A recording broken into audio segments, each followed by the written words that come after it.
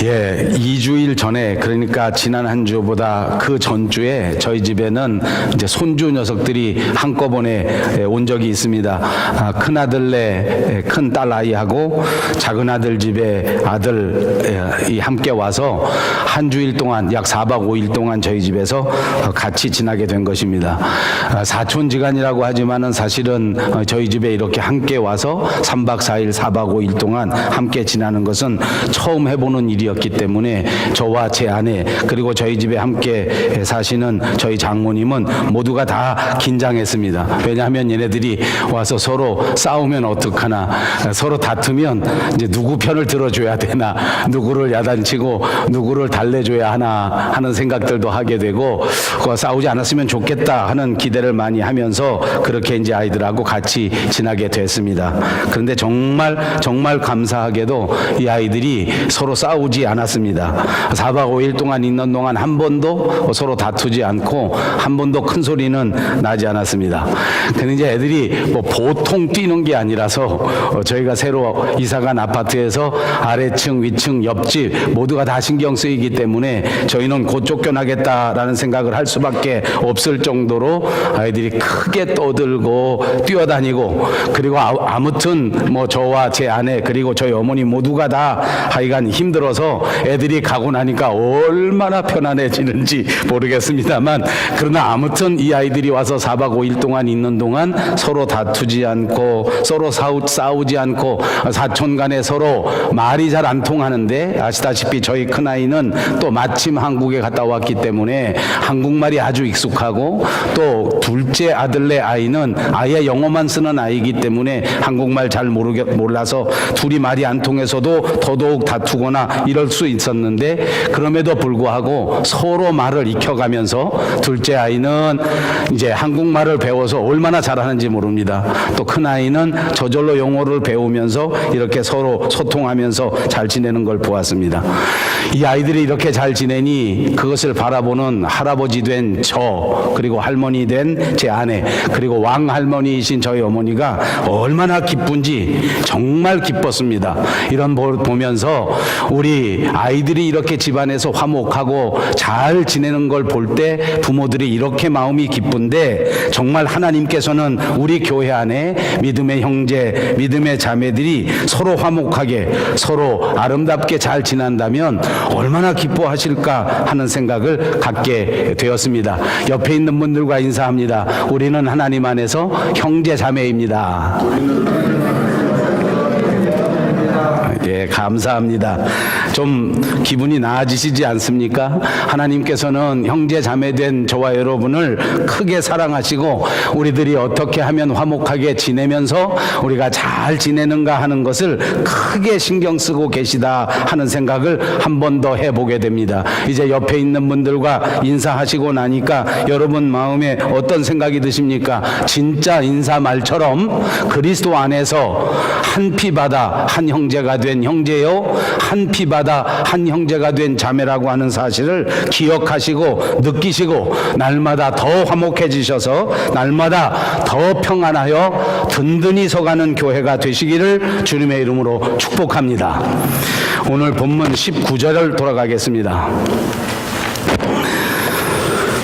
온 무리가 예수를 만지려고 힘쓰니 이는 능력이 예수께로부터 나와서 모든 사람을 낫게 함이라, 이렇게 말씀하고 있습니다. 사람들은 주님께 나와서 예수님을 만지려고 힘을 쓰고 있다고 하는 그런 기록입니다. 이제 불치병을 앓고 있고 고통을 당하고 있는 한 여인이 있었습니다. 이제 병들어 오래도록 이렇게 치료를 받는 동안에 도저히 나을 기미가 보이지 않았기 때문에 자기 몸 아픈 것도 큰 문제였지만 가정이 파괴되는 것은 또 다른 문제입니다. 남편이 자기를 떠나버렸고 아이들도 다 뿔뿔이, 그리고 친구들마저도 다 그녀를 떠날 수밖에 없었습니다. 이렇게 오래도록 병에 빠져 있다 보니 사람 관계도 다 빼앗겨 버렸지만 자기 건강도 다 없어져 버렸고 가지고 있는 재산도 치료하느라고 다 탕진할 수밖에 없는 형편 아니겠습니까? 이제는 더 이상 빼앗길 사람들도 없고 이제는 더 이상 빼앗길 돈도 없는 상태까지 빠졌습니다. 이제 할 수 있는 일이라고 하는 것은 도저히 자기 인생을 스스로 생각해 볼 때 내 인생은 아무 의미가 없다. 하루빨리 죽는 것이 그나마 다행이 아니겠는가 라는 생각을 할 수밖에 없는 형편의 여자였습니다. 아무 희망도 없습니다. 아무 기대도 더 이상 남아있지 않았습니다. 그런 그녀에게 어느 날 갑자기 이상한 일이 생겼습니다. 그것은 전에는 전혀 듣지도 보지도 못했던 주님에 관한 소식이 그녀에게 들려온 것입니다. 아무 소망도 없이 아무 희망도 없이 아무 기대도 없이 하루하루 시간만 지나가라고 빨리 죽어야 되겠다고 생각하는 이 여인에게 이 예수님에 관한 소식이 들려오는데 이것은 상상할 수 없는 소식입니다. 날 때부터 소경된 자가 주님을 만나 주님께 안수를 받았더니 그만 그 눈을 떴다는 소식이었습니다. 태어날 때서부터 안진뱅이로 살아가던 사람이 있었는데 이 사람도 주님을 만날 때에 주님의 손을 붙들고 벌떡 일어나 걷기도 하고 뛰면서 주님의 은혜를 찬송했다는 소식도 들었습니다. 그것뿐이겠습니까? 온 몸이 썩어 문드러져서 모든 사람의 저주의 대상이 되었던 문둥병 환자마저도 예수님을 만나 주님이 따뜻한 손길로 만져주셨을 때에 그 모든 문둥병이 깨끗이 치유되고 깨끗한 몸으로 회복됐다고 하는 소식을 들었습니다. 귀머거리로 아무것도 듣지 못하는 이 사람에게 예수님을 만나 예수님의 두 손을 양 귀에 대고 기도하는 순간 그 귀머거리의 귀가 시원하게 열려지면서 모든 음성을 들을 수 있는 그런 은혜를 받았다는 소식도 들었습니다. 정말 놀라운 소식은 예수님을 만나 예수님의 손이 닿는 그 순간에 이미 죽어서 관 속에 들어가 있던 한 청년이 그만 관에서 벌떡 일어나 다시 살아나서 자기를 그리워하는 자기 어미의 품에 안기게 되었다고 하는 소식도 들었습니다. 이분이 예수님이십니다. 이분이 저와 여러분이 믿는 메시아 예수 그리스도이신 사실을 꼭 기억하시기를 바랍니다.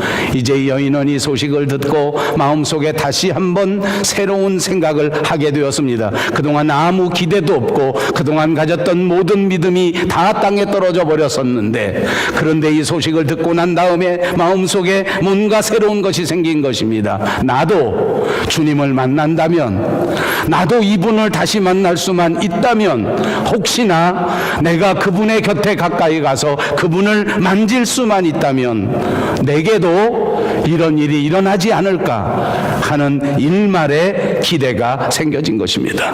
예수님을 만나야겠다. 예수님의 뒤에 찾아가서 어찌하든지 내 손을 뻗쳐 예수님을 만져보기라도 해야 되겠다라고 생각한 것입니다.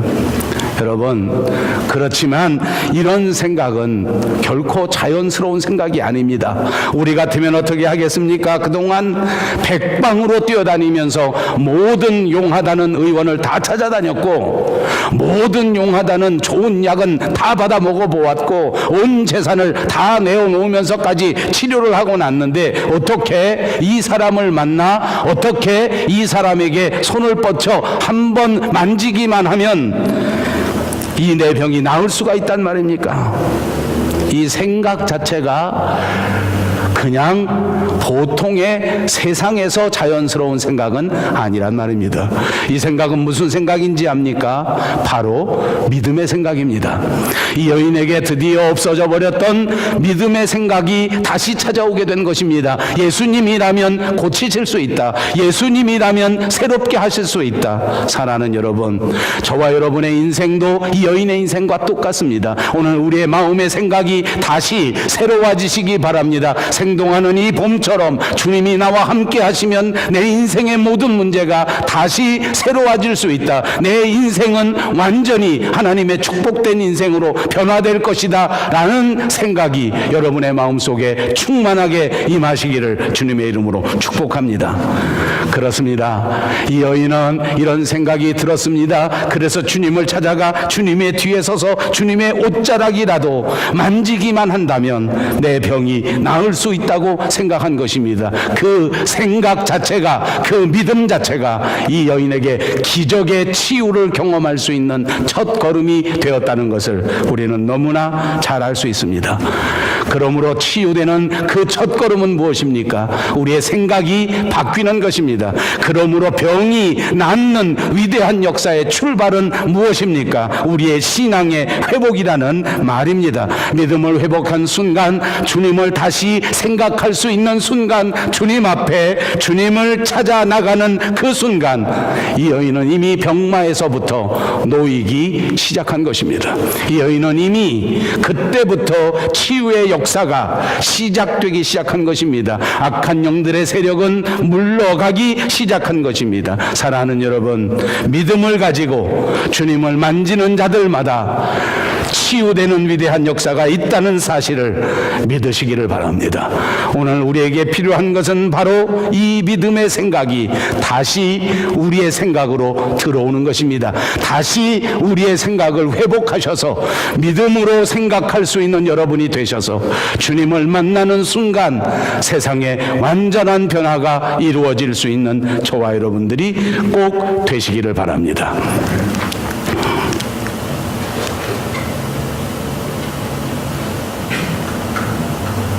오늘 본문 17절과 18절입니다. 우리 다 같이 한 음성으로 읽겠습니다. 예수께서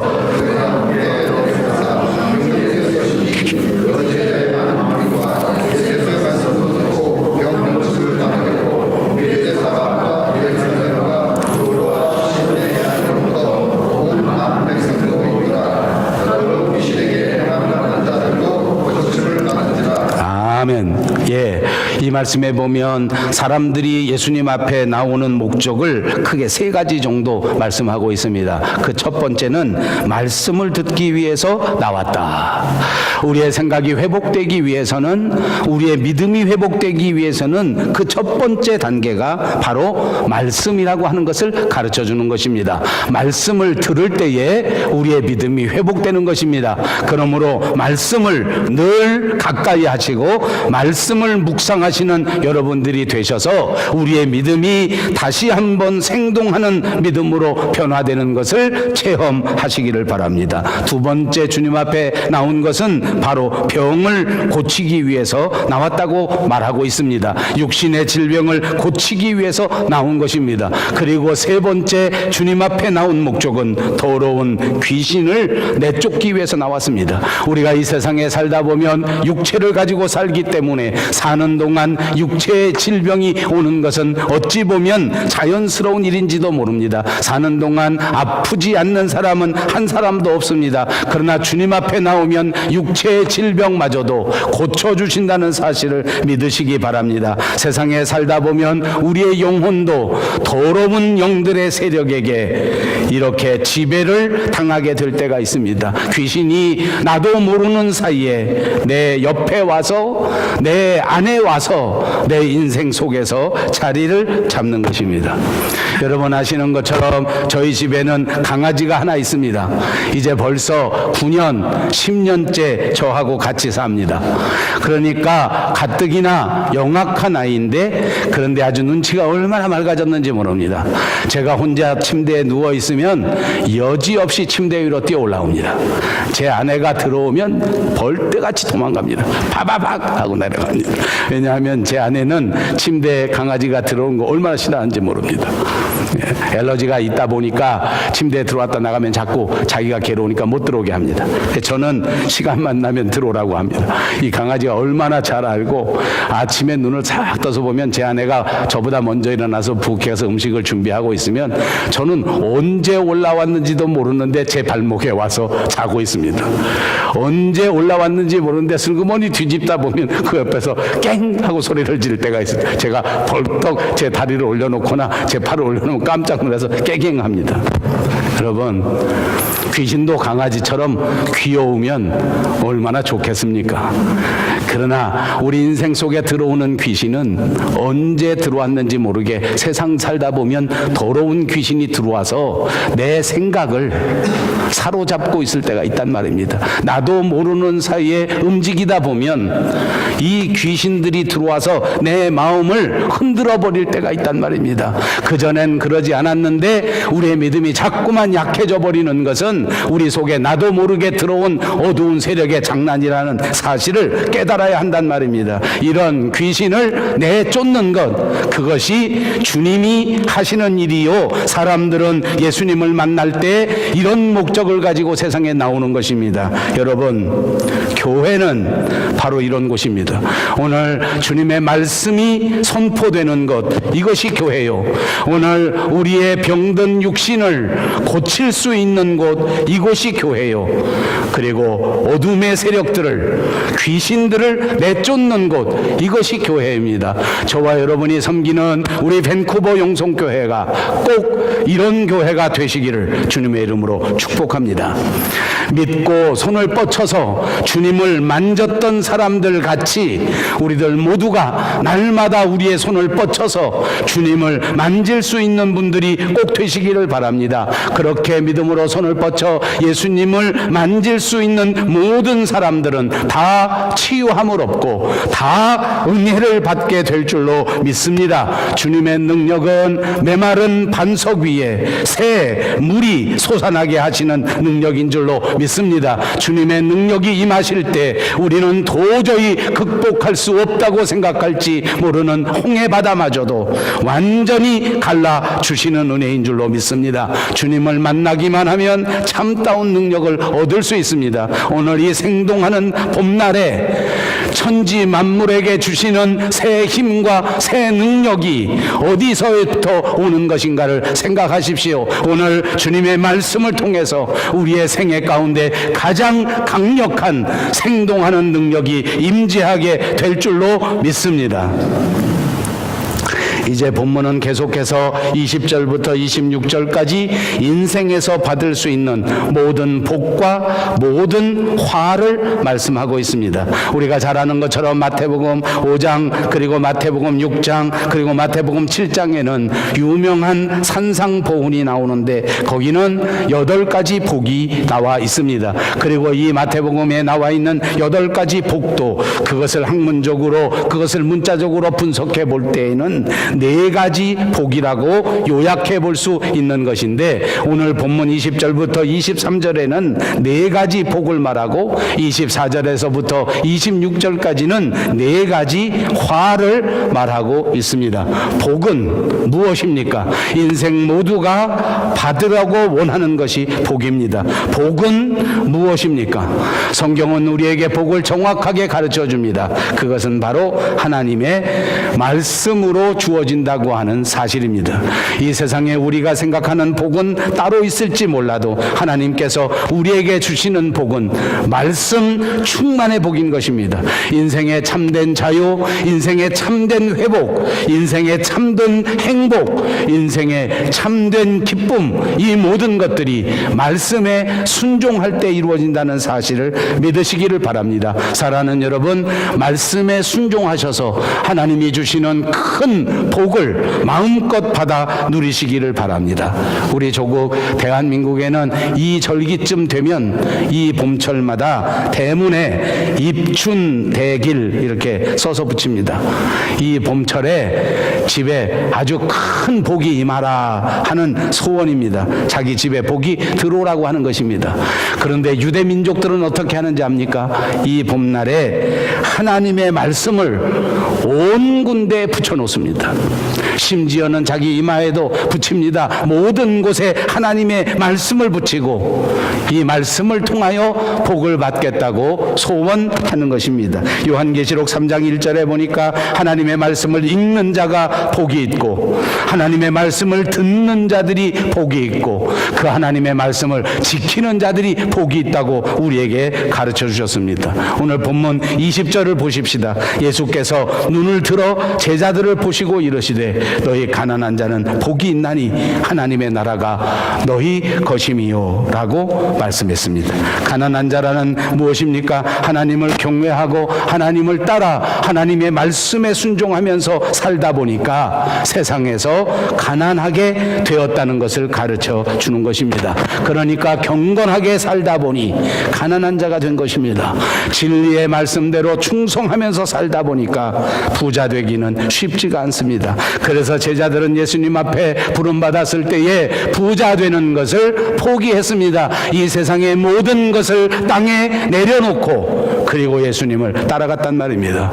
여러분, 이 사실이 여러분에게 설교하기 조금 어려운 대목입니다. 왜냐하면 요즘 교인들은 모두가 교회 다니면서 예수도 잘 믿고 또 따라서 부자 되기를 바라기 때문입니다. 어떤 교회에서는 인사할 때도 부자 되십시오라고 인사한다는 말을 들었습니다. 그러나 안타깝게도 예수를 잘 믿고 주님을 잘 따라가려면 부자 되기 어렵습니다. 제자가 되는 모든 사람들이 자기 직업을 내려놓았어야 했고, 제자가 되는 모든 사람들이 자기 현장에 있는 그 현장에서 누릴 수 있는 세상적인 것들을 포기할 수밖에 없었습니다. 그러므로 사랑하는 여러분, 너무 세상적인 것을 기대하지 마십시다. 너무 예수 믿고 부자 되는데 목적을 두지 마십시다. 주님의 말씀을 바라보시면서 경건하게 살다가 가난하게 된 것이 오히려 자랑으로 여길 수 있는 성숙한 그리스도인들이 다 되시기를 주님의 이름으로 축복합니다. 마태복음의 산상보훈에 보면 예수님께서는 이것을 조금 더 풀어서 말씀하셨습니다. 그냥 가난한 자라고 하지 않고 마음이 가난한 자가 복이 있다고 하셨습니다. 그러니까 예수님의 관심은 마음의 문제라는 것입니다. 우리가 생각하는 것처럼 돈이 많으면 부자, 돈이 없으면 부자 하는 차원의 말씀은 아닐 것입니다. 마음으로부터 가난한 자가 있고 마음으로부터 부유한 자가 있는데, 그런데 우리의 마음은 언제나 하나님의 말씀을 향하여 가난한 자가 되어야 한다. 갈급한 심령이 되어야 한다. 언제나 하나님의 말씀을 사모하고 언제나 하나님의 말씀을 지켜야 하겠다고 하는 삶, 그것이 진정 가난한 자라고 하는 것입니다. 이 마음이 가난한 자는 이 땅 위에 복이 있다고 하는 사실을 꼭 믿으시기를 바랍니다. 21절에는 우리에게 말씀합니다. 지금 줄인 자는 복이 있나니 너희가 배부름을 얻을 것이며, 마태복음에서는 이 대목을 말씀할 때에 또 다르게 말했습니다. 의에 줄이고 목마른 자라고 말씀하셨습니다. 줄인 자가 복이 있는 것입니다. 영적으로 줄인 자, 심령이 줄인 자를 의미합니다. 그리고 세 번째, 지금 우는 자는 복이 있나니 너희가 웃을 것이며, 예수님은 우는 자가 복이 있다고 말씀하셨습니다. 왜냐하면 계속해서 울 것이 아니라 우는 자가 최후에 승리할 수 있기 때문입니다. 그러므로 지금 우는 자는 복이 있나니 나중에 최후에는 지금 우는 자가 웃게 되는 역사가 있다는 것입니다. 여러분, 지금 우는 자는 누구를 상징적으로 말하는 것입니까? 이것은 날마다 세상을 바라보면서 애통하며 우는 자입니다. 내 인생을 바라보면서 죄악을 애통하며 우는 자를 말하는 것입니다. 여러분, 저는 봄철이라 조그마한 에세이 하나 글을 썼습니다. 그리고 그 글을 요약해서 제 SNS에도 올려놓았습니다. 새 봄이 우리에게 주는 교훈은, 첫째는 생동하는 능력이요, 두 번째는 봄철에 씨앗을 뿌리는 지혜입니다. 봄은 우리가 아는 것처럼 씨앗을 뿌려야 하는 절기입니다. 가을에 추수를 바라보면서 이 봄철에 아름답게 씨앗을 뿌려야 하고, 그리고 좋은 과일을 얻기 위해서, 좋은 열매를 맺기 위해서 나무에 가지치기를 하는 절기입니다. 그러므로 이 봄철에, 이 절기에 저와 여러분이 해야 하는 것은 바로 가지치기입니다. 내 인생의 가지치기는 무엇입니까? 내가 범하고 있는 잘못, 나태함, 범죄, 이 모든 것들을 가지치기 하는 것입니다. 이것을 가지치기 하지 않으면, 이 죄를 스스로 끊어내지 아니하면 결코 아름다운 열매를 얻을 수 없습니다. 그러므로 우리는 지금 우리 스스로의 인생을 바라보면서 우는 자가 되어야 합니다. 지금 내 심령을 바라보면서 내 죄 때문에 애통하며 눈물 흘리는 자가 되어야 한단 말입니다. 예레미야 선지자는 자기 스스로의 민족 이스라엘을 바라보면서 애통하는 마음을 가졌습니다. 눈물을 흘리면서 하나님의 복음을 전했습니다. 그의 눈에서는 눈물이 마를 날이 없었습니다. 오죽하면 그의 별명이 눈물의 선지자라고 불리웠던 사람입니다. 이제 네 번째 22절에는 인자로 말미암아 너희들이 서로를 미워하며 멀리하고 욕하고 너희 이름을 악하다 하여 버릴 때 너희에게 복이 있다. 우리가 상상하지도 못했던 복을 말씀하고 있습니다. 사람들이 너희를 미워하고, 사람들이 너희를 멀리하고, 사람들이 너희에게 욕을 하고, 사람들이 너희를 버릴지라도 그것은 너희에게 복이 있다라고 가르쳐 준 것입니다. 예수님 때문에 고난을 당할 때 복이라고 말한 것입니다. 사랑하는 여러분, 저는 여러분에게 묻겠습니다. 과연 여러분은 예수 믿고 경건하게 살려고 노력하다가 사람들에게 비난받고 사람들에게 핍박받은 경험이 있습니까? 저는 여러분에게 권면합니다. 이렇게 사셔서 반드시 축복된 인생을 누리시기 바랍니다. 세상에 살다 보면 세상 사람들을 즐겁게 하고 세상 사람들의 인정을 받고 싶어 하는 것은 사람들의 기본적인 욕구일지도 모릅니다. 그러나 의로운 신앙생활을 하다 보면 꼭 그렇지가 않다는 것입니다. 오해를 받을 수밖에 없는 일이 생깁니다. 욕을 먹을 때도 있다는 말입니다. 23절에 보십시오. 그날에 어떻게 하라고 말합니까? 기뻐하고 뛰놀라. 너희에게 하늘의 상이 크다. 너희 조상들이, 그들의 조상들이 선지자들에게 이와 같이 했다. 예수님은 우리에게 가르쳐 줍니다. 핍박받을 때 오히려 기뻐하라. 아주 적나라한 표현을 씁니다. 뛰놀라라고 말합니다. 핍박받을 때 오히려 뛰놀라라는 것입니다. 하나님 앞에 받을 상급을 생각하면서, 하나님 앞에 칭찬받을 것을 생각하면서 기뻐하라는 것입니다. 여러분, 사시는 동안에 반드시 이런 체험을 꼭 한 번이라도 해보시는 여러분들이 되시기를 바랍니다. 예수 때문에 핍박받고 복음 때문에 어려움 당할지라도 하나님이 주시는 기쁨 때문에 얼마든지 극복할 수 있는 신앙의 성숙함을 말씀드리는 것입니다. 이제 성경은 계속해서 네 가지 화를 말씀합니다. 첫 번째 화는 24절에 그러나 화 있을진저 너희 부요한 자여 너희는 너희의 위로를 이미 받았도다 라고 말씀하십니다. 우리가 잘 아는 누가복음 16장에는 부자와 나사로의 이야기가 나옵니다. 그리고 또 12장에는 어리석은 부자의 비유가 나옵니다. 이들은 세상에서 모두가 다 부자였습니다. 그러나 성경이 분명하게 지적해 주기를 그들은 세상적인 면에서는 부자였을지 몰라도 그들은 영적으로 매우 가난한 자라고 지적해 주었습니다. 영적으로 가난해서 영적으로 굶주렸는데, 영적으로 불쌍한 모습인데 스스로 깨닫지 못한다는 것입니다. 여러분, 우리가 하나님의 자녀가 되었는데 믿음의 소원은 생각지도 아니하고 하나님의 나라의 상급은 생각지도 아니하고 영적인 소원은 아무것도 없고 오로지 세상적인 생각만 하고 오로지 세상의 땅에 있는 모든 재물만 생각하면서 살았다면 그것은 정말 화가 된다고 말하는 것입니다. 우리는 어떻습니까? 인생 가운데 살아가는 삶 가운데 일주일 가운데 단 하루라도 내 믿음의 삶은 어떤 것일까? 하나님이 기뻐하시는 삶은 어떤 것일까? 라고 생각하지 못한다면 그것은 우리가 영적으로 헐벗은 것을 말하는 것이요 세상적으로만 부요한 자가 된 것을 뜻하는 것입니다. 두 번째 화는 25절에 말합니다. 화 있을전저 너희 지금 배부른 자요 너희는 주리로다. 여기서 배부른 자, 이것은 줄인 자와 반대의 개념입니다. 자기 가지고 있는 있는 재물만 생각하면서 배가 부른 것입니다. 오늘의 삶에 만족하면서 배가 부른 것입니다. 하나님은 필요하지 않다고 생각하는 미련한 생각을 가르쳐 주는 것입니다. 오늘 현대인들은 모두가 다 이 잘못을 저지른 것 같습니다. 하나님이 필요하지 않습니다. 교회를 다니는 사람조차도 하나님이 필요하지 않습니다. 하나님에게 도움을 구하는 것이 자존심이 상하다고 생각하는 사람들조차 있는 형편입니다. 그렇지 않습니다. 날마다 하나님이 아니시면 내 인생에 진정한 행복이 없다고 하는 겸손한 자세를 가질 때 하나님의 축복을 받을 수 있다는 사실을 기억하시기를 바랍니다.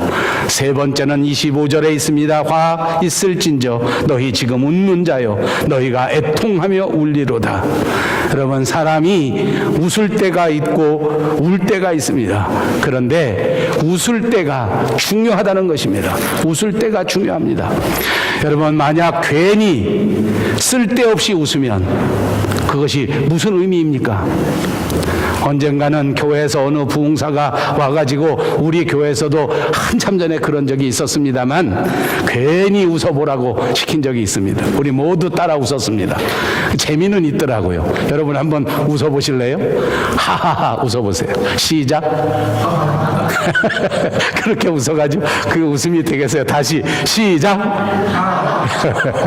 예, 재미는 있더라고요. 예, 그렇게 억지로라도 웃어라 하는 그런 설교도 들은 적이 있지만 아무 이유 없이 웃는 건 무슨 일입니까? 정신. 예, 세상에 살다 보면 웃을 적이 있고 울 적이 있습니다. 여러분, 울 때는 왜 우는지 아십니까? 울 짓을 해놨기 때문에 우는 것입니다. 웃음은 웃을 일을 해놓고 웃어야 된단 말입니다. 여러분, 입으로 한번 해보십시다. 웃을 일을 해놓고 웃자. 오늘부터 돌아가셔서 일주일 동안 이 말씀을 기억하시고 여러분의 삶의 현장 가정에서 매일같이 웃을 일 좀 해놓으시고 그리고 많이 웃으시기를 주님의 이름으로 축복합니다. 아무 이유 없이 웃는 것도 중요하지만 내가 정말 하나님 앞에서 웃을 수 있는 일을 해놓고 웃자는 말입니다. 썩어질 일을 해놓고 다른 사람들 모두 마음 아픈 일을 해놓고 나 혼자 썩은 미소를 짓고 있다면 그는 화 있을진저 이 말입니다. 오늘 내가 다른 사람들의 마음을 이해하고 내 주변에 있는 사람들의 마음을 살피고 모든 사람들을 위하여 나를 희생하고 난 다음 하나님 앞에서 진짜 웃음을 웃을 수 있는 일들을 많이 해놓으시고 그리고 주님 앞에 웃을 수 있는 여러분들이 꼭 되시기를 바랍니다. 많은 사람들이 이렇지를 못합니다. 진짜 웃지 말아야 할 일에 웃습니다. 믿는 사람들이 보면 아무것도 아닌데 자기가 혼자서 웃습니다. 아니요, 그것뿐만이 아닙니다. 내가 생각할 때에는 정말 부끄러운 일인데 부끄러운 일을 해놓고도 자기는 좋아서 웃습니다. 이게 문제입니다. 헛된 웃음, 헛된 기쁨이 문제가 아닙니다. 진짜 웃음, 진짜 기쁨이 저와 여러분의 삶에 꼭 있어야 할 줄로 믿습니다. 마지막 26절입니다. 모든 사람이 너희를 칭찬하면 화가 있도다. 그들의 조상들이 거짓 선지자들에게 이와 같이 하였느니라. 예를 들면 거짓 선지자들은 이 백성들의 귀만 즐겁게 한 사람들입니다. 그래서 그들은 백성들에게 인기를 끌기 위해서 그냥 귀만 즐거운 말을 하고 마음을 훔쳐가 버립니다. 그리고 하나님 앞에 영광을 돌리지 않았습니다. 사람들의 영광을 구합니다. 사람들의 칭찬만 구합니다. 이런 사람들에게는 화가 있다는 것입니다. 참다운 선지자는 사람을 바라보지 않습니다. 백성들의 인기를 구하지 않습니다. 여러분, 이 말은 무슨 말인지 압니까? 우리가 진짜 그리스도인이라고 하면 참다운 그리스도인은 사람의 칭찬을 구하지 않습니다.